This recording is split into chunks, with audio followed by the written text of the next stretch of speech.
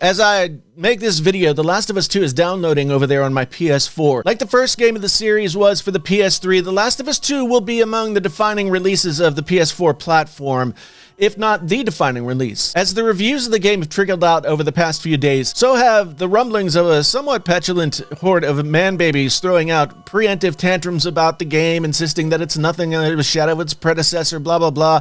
Of course, they do this out of fear. We all do things out of fear. That sort of thing happens all the time. When a piece of art becomes a cultural touchstone, what comes after it will always wilt a little bit in the shadow of its forebears, fighting over what The Last of Us 2 is and isn't, and good or bad or anything like that, is just a small diversion. The Last of Us was a game that mattered, and this new game released at this time matters as well. It scares people more than most would ever want to admit, and that might be part of why so many people are ready to hate it before they even play a single minute.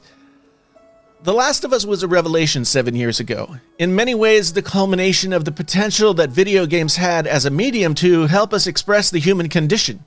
It was part novel, part action movie, part thoughtful science fiction that mused over the fragility of reality and our own fragile mortality. From the opening moments of The Last of Us, it was clear that we were entering a world where nothing would resemble the world we knew anymore, but it would be familiar still, as like a half-forgotten dream, real in the sense that you think maybe it happened, but dreamlike in the fact that you can't quite grab a hold of it.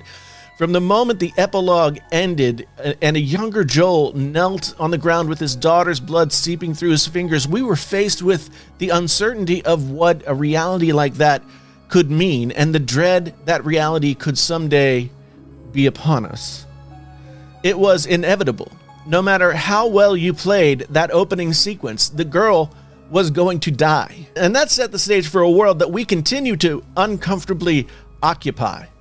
The Last of Us was many things. It was a story about our capacity to love, even in the most desolate times, even after such significant loss. As a game, it took us off the rails of exploiting one enemy after the other through level after level until we're granted a moment to go get some more Mountain Dew. The Last of Us subverted that paradigm and begged us to answer existential questions while we thought about killing. The Last of Us wasn't a mindless shooter. It was a game born out of the fear of unmitigated evil and a morally ambiguous response to that evil. The Last of Us was morally gray in a way that very few video games are. At every turn, it asks the player to choose between what is absolutely right and absolutely wrong and accept the slurry of realities that linger on the fringes of every decision that we make. Do you kill? Or do you let an enemy slip away only to discover that later that enemy is in front of you and an even bigger threat? When Joel decides to save Ellie rather than allow her to be sacrificed for what many would consider the greater good, he makes a selfish choice, but it's a choice that all of us playing the game would like to believe we would make as well.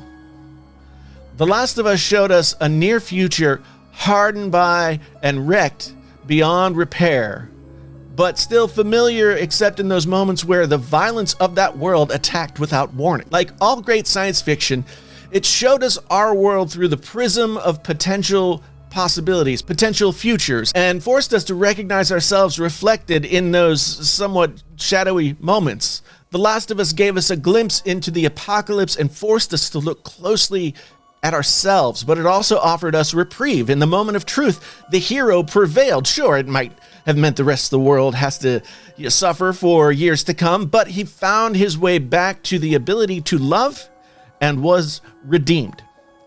The Last of Us 2 comes to us in a much different world than the world of its predecessor. It enters into a world that has been nearly brought to its knees by a pestilence that has thus far defied our ability to eradicate it. We live in a moment where we can no longer take anything for granted. Thousands upon thousands of people have died or been sick from an uncontrolled disease. Many others will be impacted by the fallout of this worldwide pause for years to come. I've heard people say that COVID-19 is our generation's great war. Our future, once as at least plausible a vague expectation, no longer is so certain or so visible.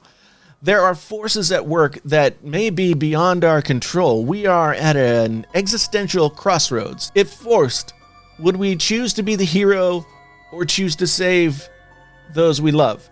That question is not as rhetorical as it might have been before.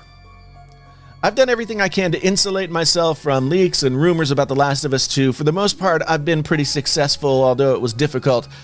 I did, however, allow myself to watch a few spoiler-free reviews this week, curious to take the temperature of how people were experiencing the game. By and large, the reviewers all talked about an inescapable discomfort the game forced on them.